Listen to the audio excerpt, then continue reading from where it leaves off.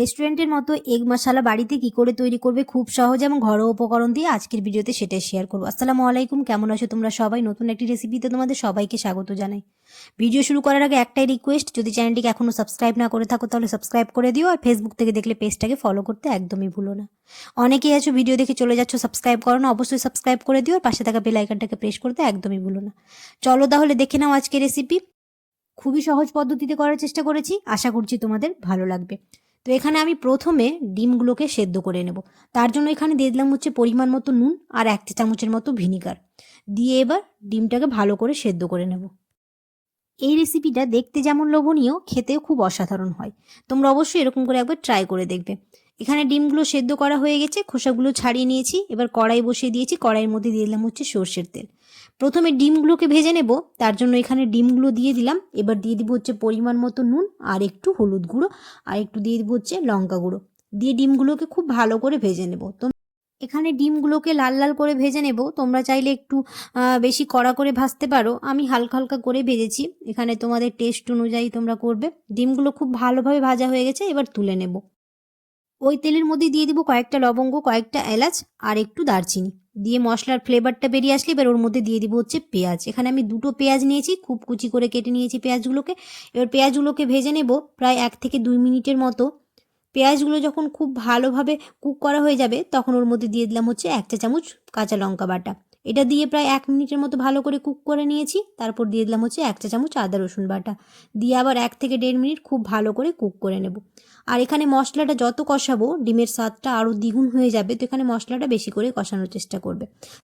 এবার এখানে একটা বড় সাইজের টমেটো পেস্ট করেছিলাম, সেটা দিয়ে দিলাম, দিয়ে খুব ভালো করে কষাতে থাকবো যতক্ষণ না টমেটোর কাঁচা গন্ধটা চলে গেছে। টমেটোর কাঁচা গন্ধ যদি না যায় তাহলে ডিমের যে ফ্লেভারটা আছে সেটা পাবো না, তো অনেকক্ষণ ধরে কষানোর চেষ্টা করবো। এইদিকে এটা কষানো হোক, ততক্ষণ একটা বাটিতে এখানে দই নিয়ে ফেটিয়ে নেবো। তার মধ্যে দিয়ে দিলাম হচ্ছে 1 চা চামচ গোলমরিচ গুঁড়ো, 1 চা চামচ ধনে গুঁড়ো, 1 চা চামচ কাশ্মীরি মরিচের গুঁড়ো, তাহলে কালারটা খুব ভালো আসবে। আর দিয়ে দেবো হচ্ছে 1 চা চামচ জিরে গুঁড়ো আর একটু দিয়ে দেবো হচ্ছে কাসুরি মেথি, পরিমাণ মতো নুন দিয়ে খুব ভালো করে এটাকে মিক্স করে নেব।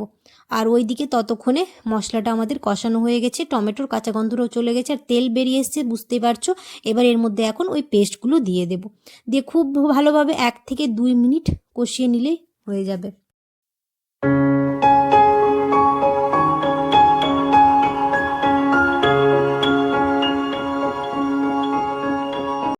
দেখতেই পাচ্ছ মশলা থেকে খুব ভালোভাবে তেল বেরিয়ে এসছে আর মশলাটা খুব ভালোভাবে কষানো হয়ে গেছে। এবার এর মধ্যে দিয়ে দিব হচ্ছে 1 চা চামচের মতো চিনি দিয়ে আবার 1 মিনিটের মতো কষিয়ে নেব। এবার দিয়ে দিব হচ্ছে জল, তোমরা জলটা পরিমাণ অনুযায়ী দেবে। আমি এখানে জল দিয়ে দিলাম, দিয়ে খুব ভালোভাবে এবার মিক্স করে এবার দিয়ে দিব হচ্ছে ভেজে রাখা ডিমগুলো দিয়ে ঢাকনা চাপা দিয়ে প্রায় 5 থেকে 6 মিনিট খুব ভালো করে ফুটিয়ে নেব গ্যাসের ফ্লেমটাকে হাই রেখে। তাহলেই হয়ে যাবে আমাদের এগ মশালা রেডি, একদম রেস্টুরেন্ট স্টাইলে। সত্যি কথা বলতে বাড়িতে যদি মাছ মাংস না হয় এভাবে ডিম রান্না করে দেখবে, একদম মাছ মাংসের স্বাদকেও হার মানাবে। এবার এখানে দিয়ে দিলাম হচ্ছে একটু গরম মশলা গুঁড়ো আর কয়েকটা কাঁচা লঙ্কা ফ্লেভারের জন্য আর একটু ধনে পাতা দিয়ে প্রায় 1 মিনিটের মতো ফুটিয়ে নেব। ব্যাস আমাদের রেডি হয়ে যাবে এগ মশালা। তোমরা অবশ্যই এরকম করে একবার ট্রাই করে দেখবে, একদম রেস্টুরেন্টের মতোই হবে।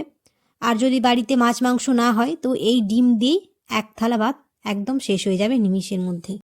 চলো তাহলে ভিডিওটা আজ আমি এখানেই শেষ করছি। কেমন হয়েছে তোমরা অবশ্যই কমেন্টে জানিও, আর যদি ভালো লেগে থাকে তাহলে অবশ্যই একটা লাইক করে দিও। দেখা হবে খুব শিগগিরই পরের একটি নতুন রেসিপিতে। সবাই খুব ভালো থাকবে, সুস্থ থাকবে, সাবধানে থাকবে।